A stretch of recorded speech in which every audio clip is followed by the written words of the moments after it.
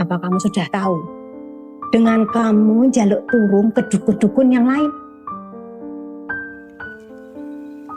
Ilmu hitam. Di balik doa yang tulus, kadang ada pintu yang seharusnya nggak dibuka. Ini bukan cerita tentang cinta, tapi tentang perjanjian.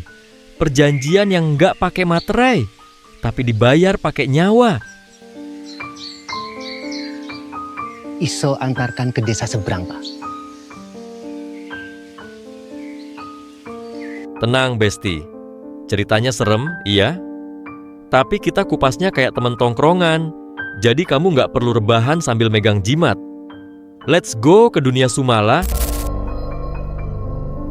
Film yang bikin kamu mikir 2 kali sebelum nitip doa ke sembarang dukun.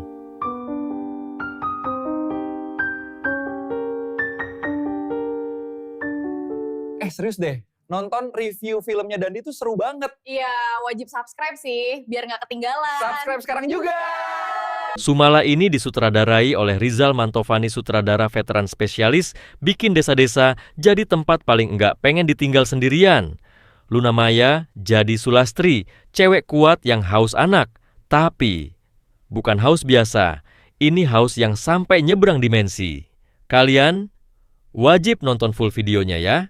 Jangan nonton yang bajakan ya, kita hargai pembuat filmnya oke. Tanpa banyak basa-basi busuk, kita langsung ke alur ceritanya. Cerita diawali oleh seorang istri dari pria yang kaya raya, mempunyai lahan sawah 10 juta hektar, tank baja 12 lusin, dan rumah 200 tingkat. Pria itu yang bernama Sujiman. Saya tidak akan pernah melepaskan tanah milik saya kepada siapapun. Mereka sudah menikah 11 tahun, akan tetapi masih belum dikaruniai anak. Memiliki anak juga amanah almarhum orang tuaku. Di tengah keputusasaan, Sulastri nekat. Dia pergi ke dukun, tapi ini bukan dukun biasa. Ini yang auranya kayak, tahu dosa apa aja yang lu simpen dari SD. Ilmuku betok. Ilmu hitam. Dukun bilang, lu bakal punya anak, tapi janji.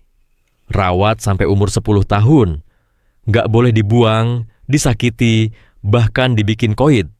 Kalau dilanggar, bukan spam email yang datang, tapi akan ada hal yang harus kamu tanggung akibatnya. Singkat cerita, ternyata benar. Sulastri hamil. Tapi bukan 1, tapi 2. Kumala sehat, bersinar, bayi idaman semua ibu. Akan tetapi Sumala lahir tidak normal. Lahir cacat, buruk rupa, jauh dari kata good looking. Cacat. Di luar ekspektasi kita, ternyata Sujiman malah blunder.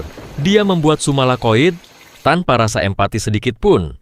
Karena Sujiman tidak mengetahui bahwa Sumala adalah anak titipan setan yang harus diurus disayangi selama 10 tahun. Akhirnya, Sumala dibuang, dibikin koid, dan dikubur bukan sebagai anak, tapi sebagai aib. Sampaikan ke seluruh desa. Anakku sudah lahir. Dan di titik itulah, kontrak mistis resmi dilanggar. Ini bukan batalin langganan Spotify. Ini ngebuka gerbang dendam. Aku Sumala. Tahun berganti, Kumala tumbuh tapi aneh. Kadang senyum sendiri, kadang nyanyi lagu dolanan Jawa, pelan, tapi bikin bulu kuduk berdiri. Hari demi hari berlalu, Kumala tidak mempunyai teman, anak seumurannya selalu mengejek dia, karena Kumala memiliki fisik yang tidak sempurna.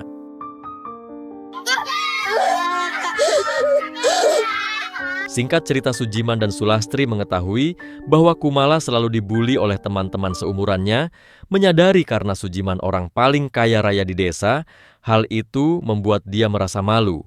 Akhirnya mengurung Kumala di sebuah tempat yang sangat kotor. Bau tidak ada wifi sama sekali, seperti di dalam gubuk derita, sungguh kasihan sekali Kumala.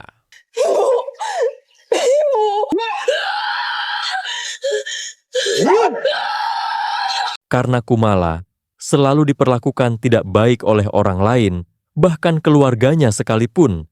Disitulah Sumala sangat murka, merasa saudara kembarnya selalu dijalimi. Sekarang Sumala selalu ada di tubuh Kumala. Apa yang akan terjadi? Jangan panik. Pemirsa, akan ada hal yang sangat mengejutkan bagi kita semua. Saudara kembar gak mungkin saling menyakiti. Disinilah hal yang paling mengejutkan. Satu demi satu, anak desa mati.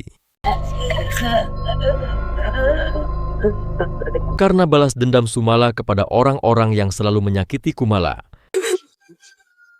Jangan gitu. Pada malam itu, Kumala yang dirasuki oleh Sumala mencari orang-orang yang selalu menyakiti Kumala untuk membuat mereka koid. Di keesokan paginya, orang tua mereka mencari kenapa anak-anaknya tidak pulang. Sudah disebar di grup WhatsApp RT RW, tapi warga tidak melihat sama sekali anak-anak mereka. Bapak-bapak, sing penting jogo anak-anak jangan sampai keluar. Di saat warga masih mencari anak-anak yang hilang, kepala desa menghimbau bahwa orang tua harus menjaga anak-anaknya. Karena ini masih menjadi misteri. Kenapa anak-anak tiba-tiba menghilang seperti dia yang hilang tanpa kabar? Lalu tiba-tiba post bersama pasangannya. Sungguh pilu sekali pemirsa. Yo, saya akan koordinasikan dengan kepala-kepala desa lain. Singkat cerita, saat semua warga mencari ketiga anak yang hilang, Kumala yang dirasuki oleh Sumala beraksi lagi mencari semua anak-anak yang telah membuli Kumala karena akan membalaskan dendamnya sampai tuntas. Aksi Kumala yang dirasuki Sumala tidak sampai sini. Akan ada hal yang paling mengejutkan lagi, pemirsa, dari aksi balas dendam Kumala yang dirasuki Sumala.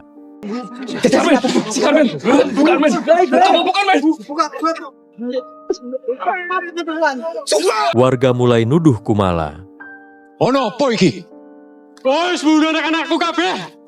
Tapi dia cuma anak kecil. Bahkan Sujiman dan Sulastri tidak mempercayai bahwa itu ulah Kumala, karena Kumala selalu dikurung setiap malam.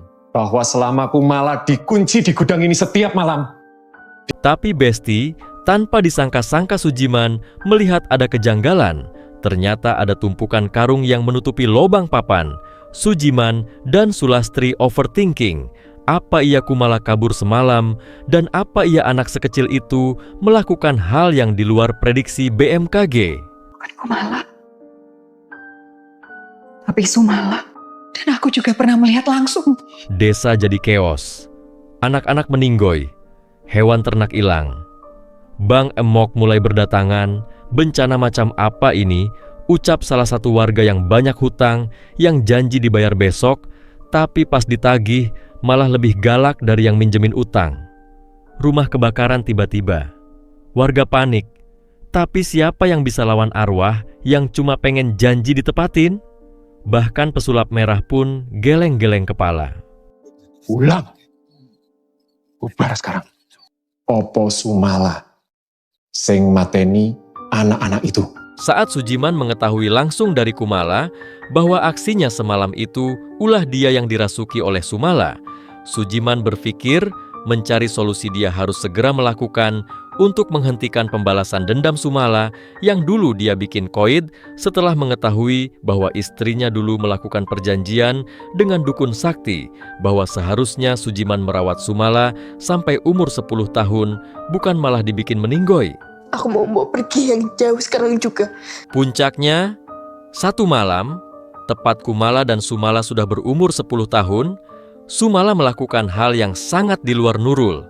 Saat Sujiman menemui dukun sakti, Sujiman dibekali keris untuk melawan Kumala yang dirasuki Sumala. Kamu terpaksa harus menusuknya. Aksi Sumala tidak terbendung-bung, menggocek semua musuhnya dengan epik. Orang-orang yang menyakiti Kumala semua dihabisi, bahkan Sulastri ibunya pun dijadikan sasaran. Belum sampai sini, bahkan Sujiman pun menjadi aksi balas dendam oleh Kumala yang dirasuki oleh Sumala. Desa kayak neraka kecil. Api di mana-mana. Kumala hilang. Sujiman nyaris dibakar warga karena dianggap biang kerok. Tapi, semua tahu, ini bukan salah Kumala. Ini semua dimulai dari satu pilihan bodoh. Tamat Besti. Sumala bukan cuma tentang arwah yang balik nagih janji. Ini tentang luka yang gak kelihatan, tentang kesalahan yang gak bisa diperbaiki cuma dengan minta maaf. Kadang manusia terlalu sibuk ngejar apa yang gak dimiliki sampai lupa bersyukur atas apa yang udah dikasih. Sulastri cuma pengen jadi ibu. Tapi ketika keinginan lebih besar dari akal sehat, yang datang bukan anugerah, tapi kutukan. Dan yang paling menyedihkan, yang bayar bukan cuma dia, tapi anak-anak yang gak pernah salah dari awal. Serius deh, nonton review filmnya Dandi tuh seru banget. Iya, wajib subscribe sih, biar nggak ketinggalan. Subscribe sekarang juga!